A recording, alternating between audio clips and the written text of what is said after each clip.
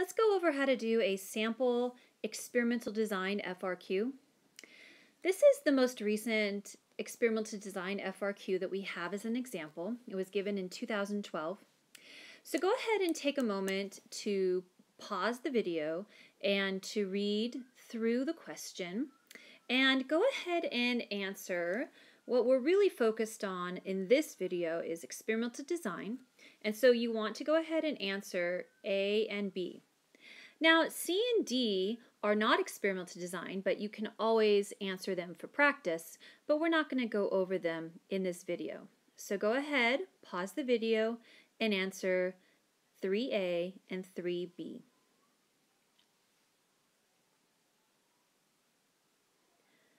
All right, so let's go ahead and go over the answers.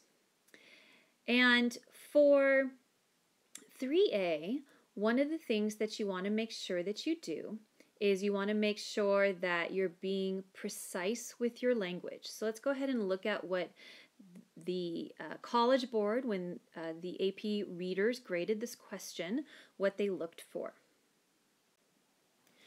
This is the actual scoring guidelines, or sometimes we call these the rubrics, and these are the ones for this year.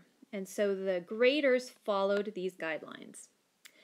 And so if you wanted to see what they looked for in a hypothesis, one of the things that I want you to notice is that you had to create or predict some sort of a relationship and between the product X and the minnow health in some way.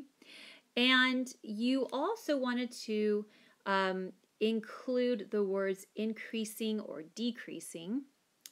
And so those are specific type of vocabulary that they were looking for. And what does this actually look like? Well, let me show you the next page here. So you can go ahead and look through the rubric here, and you can pause the video to look at what they were looking at. But on the next slide, I'm going to show you a breakdown.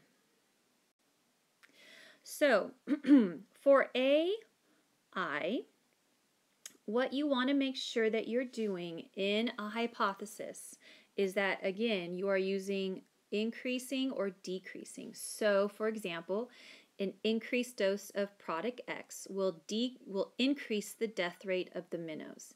And so a lot of times students will say product X will kill minnows. That is not very precise language. That is not collegiate language. And so a more precise word is increasing the dose will increase the death rate. And so those are the kinds of words that you want to use.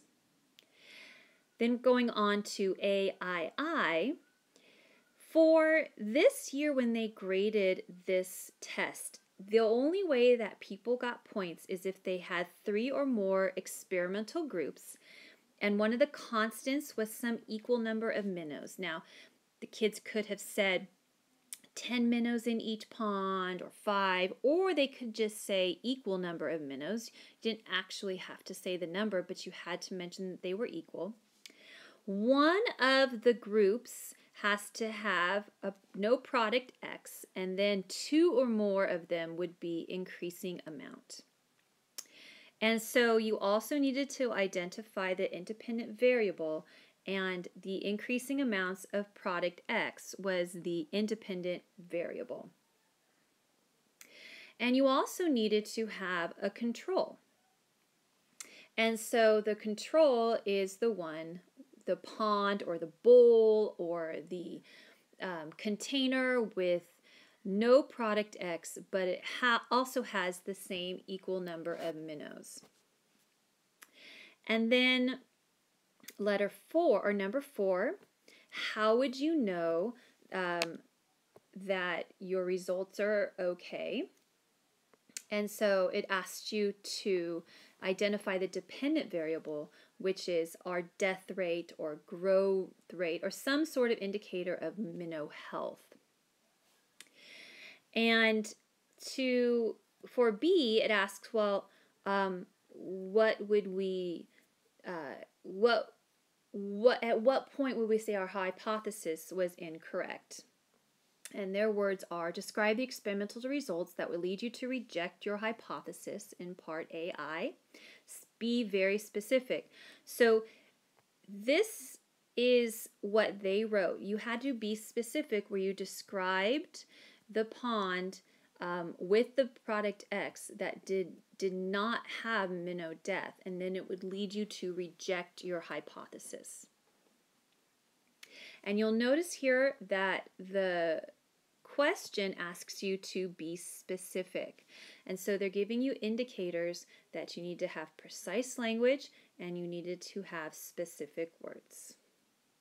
So if you are to see this on a future FRQ, just remember to use words like increasing and decreasing, that you need to have 3 or more experimental groups or ponds or whatever, plants or whatever they're asking you about, and that you know what your control is, and make sure you also review independent and dependent variables.